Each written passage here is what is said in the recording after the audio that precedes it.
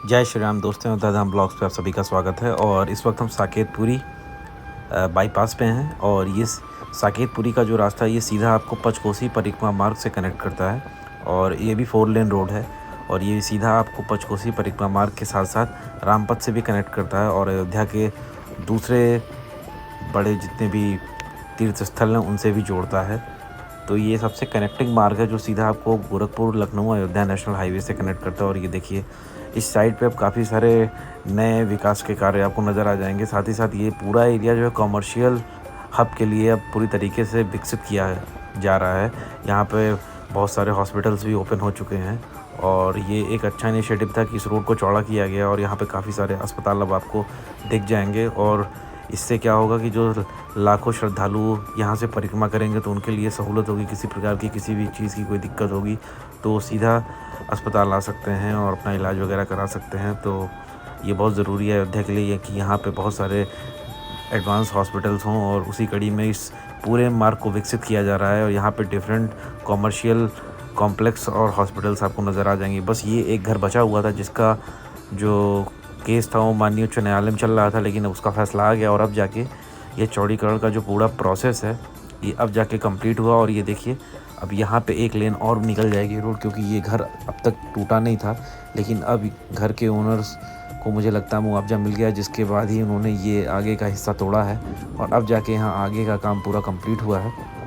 और ये देखिए सामने पंचकोसी परिक्रमा मार्ग का ओवर ब्रिज है और ओवर ब्रिज के नीचे का जो कंस्ट्रक्शन है वो भी आपको दिखाते हैं। यहाँ पे कई सारे कार्य जो थे वो लगभग पूरे हो चुके हैं और इसके साथ नीचे जो इसके बैठने का काफ़ी अच्छा बनाया हुआ है और इसका भी सुंदरीकरण किया गया, क्योंकि लगभग इंडिया में जहाँ भी ब्रिजेस का काम होता है नीचे की तरफ पूरा एकदम झाड़ वगैरह जम जाती हैं, जिसकी वजह से लोग गंदगी करते हैं। साथ ही साथ लोग टॉयलेट वगैरह भी कर देते हैं जिसकी वजह से गंदगी लगती है। लेकिन ये देखिए यहाँ पे आपको ब्रिज के नीचे बैठने का पूरा इंतज़ाम किया गया। साथ ही साथ कैफ़ेटेरिया भी इसके नीचे ओपन किए गए हैं और साथ ही साथ जो जिम के मैनुअल इक्विपमेंट्स हैं वो भी लगाए गए हैं, जिसकी वजह से ये खूबसूरत भी लग रहा है। दूसरा हिस्से में ये सारी मशीनें लगी हुई हैं और ये देखिए काफ़ी सारी पेंटिंग्स भी बनी हैं और नीचे बहुत सारे लोग गाड़ियाँ भी अपनी पार्क कर सकते हैं अब।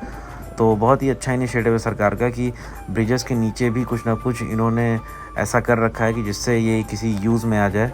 और ये देखिए काफ़ी सारी गाड़ियाँ लोग नीचे खड़ी कर देते हैं, जिससे ट्रैफिक की भी समस्या जो होती है वो बाधित नहीं होती है और गाड़ियाँ भी आराम से खड़ी हो जाएंगी। और ये देखिए एक माल गाड़ी यहाँ पे खड़ी है, तो इधर का रास्ता परमानेंटली बंद कर दिया गया है और अब ऊपर से ही लोग निकल जाते हैं। तो आप देख सकते हैं कितने खूबसूरत तरीके से ब्रिज के नीचे भी बहुत अच्छा सुंदरीकरण किया गया है। तो हम सीधे चलते हैं पंचकोसी परिक्रमा मार्ग पे और आपको दिखाते हैं किस तरीके से चूड़ामठ चौराहे से लेके 14 कोसी परिक्रमा मार्ग तक का जो रोड है वो किस तरीके से चौड़ा किया जा रहा है।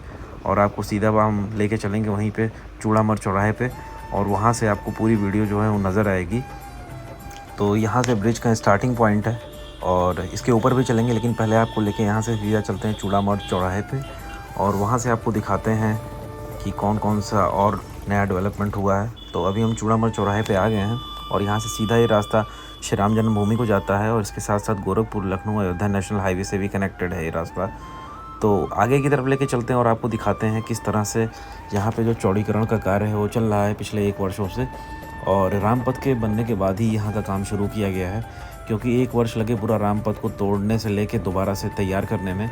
और अब उसी तर्ज पे इस पूरे पंचकोसी 14 कोसी परिक्रमा मार्ग को तैयार किया जा रहा है। और उसी कड़ी में यहाँ पे पहले सीवरेज का काम तो हो चुका था, लेकिन जो नालियों का काम था वो बचा हुआ था, तो वो अब स्टार्ट किया गया है और कहीं कहीं पे पूरा हो गया, कहीं कहीं पे अधूरा हो रखा है, तो उसको भी पूरा कर लिया जाएगा। और ये देखिए साइड साइड में बहुत सारे भवन आपको दिख रहे होंगे जो आगे से थोड़े क्षतिग्रस्त हैं, लेकिन इनको दोबारा से तैयार किया जा रहा है। कॉमन कोर्ट बिल्डिंग का जो कॉन्सेप्ट है उसी के आधार पर इनको भी तैयार किया जाएगा और एक ही डिज़ाइन में ये सारे घर तैयार होंगे। और जो भी आगे का हिस्सा आपको डैमेज दिख रहा हो इसलिए क्योंकि आगे की तरफ ये पूरा जो भवन था ये आगे पहले था, लेकिन बाद में जब ये अधिग्रहण की गई ज़मीन तो ये ऑटोमेटिकली ये पीछे की तरफ शिफ्ट हो गए। और आपको दोनों तरफ देख रहे होंगे ये नालियों का जो काम है वो चल रहा है। और एक बार जब ये पूरे प्रॉपर तरीके से बन जाएगा तो बीच में एक डिवाइडर लगा देंगे और ये पूरी 4 लेन की रोड हो जाएगी, 2 इधर 2 इधर। और इसके साथ साथ यहाँ पे देखिए डबल 2 तरह से नालियों का काम चल रहा है, जिससे पानी निकलने में किसी प्रकार की समस्या ना हो और उसकी गहराई भी ठीक ठाक है।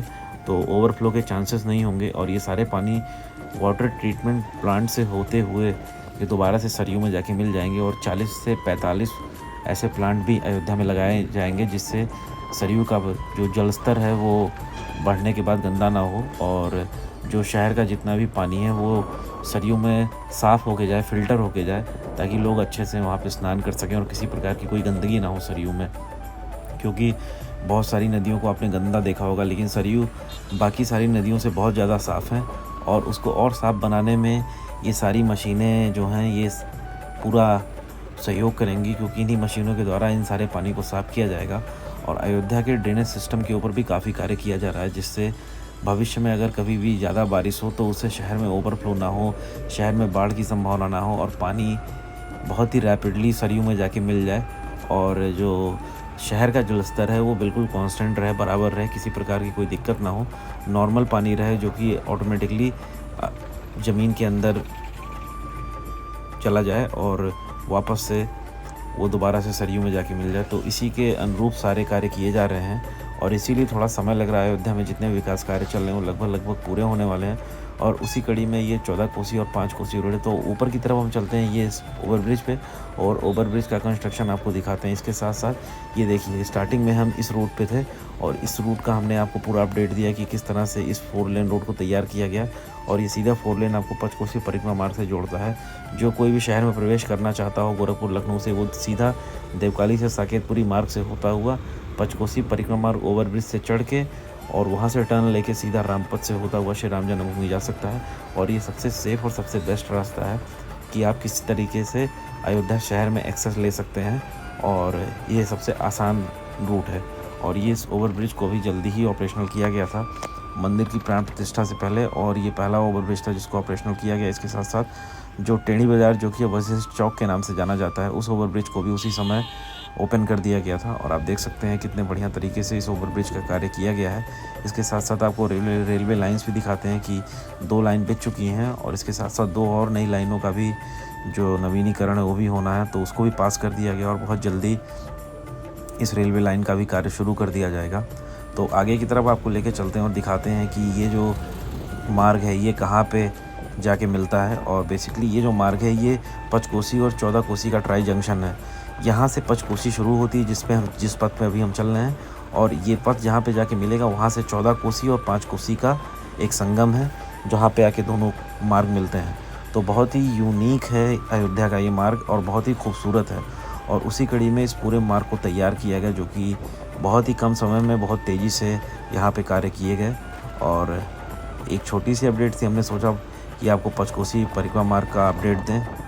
तो वीडियो कैसी लगी ज़रूर बताइएगा। इसी प्रकार से चैनल पर बने रहें, चैनल को सब्सक्राइब करें, बेल आइकन को प्रेस करें और चैनल पे जो लोग नए हैं वो चैनल को सब्सक्राइब करें, वीडियोस को ज़्यादा से ज़्यादा शेयर करें और अपने कमेंट्स ज़रूर छोड़ें जिससे हमें पता चले आप क्या और देखना चाहते हैं। तब तक के लिए बहुत बहुत धन्यवाद। और ये सीधा ओवरब्रिज से नीचे उतर के हम सीधा पंचकोसी और 14 कोसी से कनेक्टेड हो जाते हैं। तो कुछ इस प्रकार से इस पूरे मार्ग का विकास किया गया है और वीडियो कैसी लगी ज़रूर बताइएगा। तब तक के लिए बहुत बहुत धन्यवाद। जय श्री राम।